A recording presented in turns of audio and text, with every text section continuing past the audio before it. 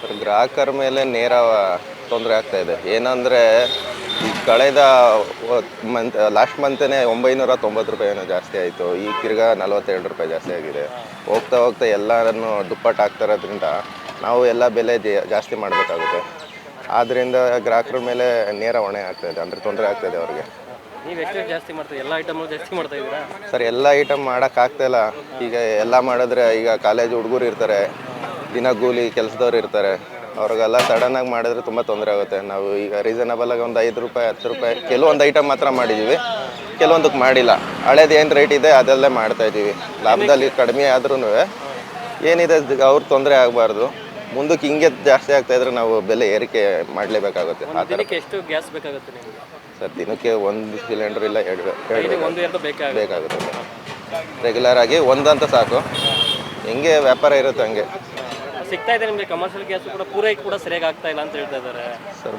ಹಿಂದೆ ಸ್ವಲ್ಪ ತುಂಬ ತೊಂದರೆ ಇತ್ತು, ಮತ್ತು ಬ್ಲಾಕಲ್ಲೆಲ್ಲ ಕೊಡ್ತಾ ಇದ್ರು. ಈಗಿನ ದಿನಗಳಲ್ಲಿ ಪರವಾಗಿಲ್ಲ, ಕೊಡ್ತಾ ಇದ್ದಾರೆ. ಮತ್ತು ಬೆಲೆ ಏರಿಕೆಯಿಂದ ನಾವು ಸೌದೆ ಒಲೆ ಏನೇ ಆಲ್ಟರ್ನೇಟ್ ಮಾಡ್ಕೊಂಡ್ರು ಅದರಲ್ಲಿ ಪೂರ್ತಿ ಎಲ್ಲ ಕೆಲಸನೂ ಮಾಡೋಕ್ಕಾಗೋದಿಲ್ಲ.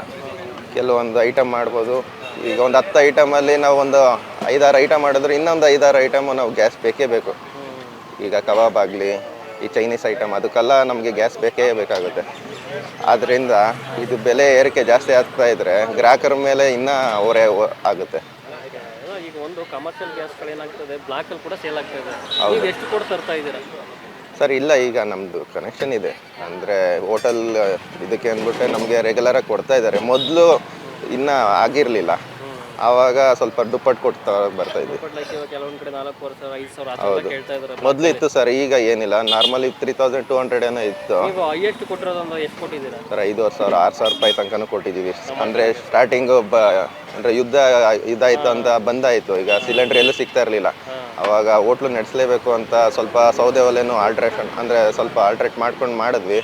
ಅದ್ರ ಜೊತೆಗೆ ಸಿಲಿಂಡರ್ ತರಕ್ಕೆ 5000 5000 6000 ತನಕನೂ ಕೊಟ್ಟು ತೊಗೊಂಡಿದ್ವಿ.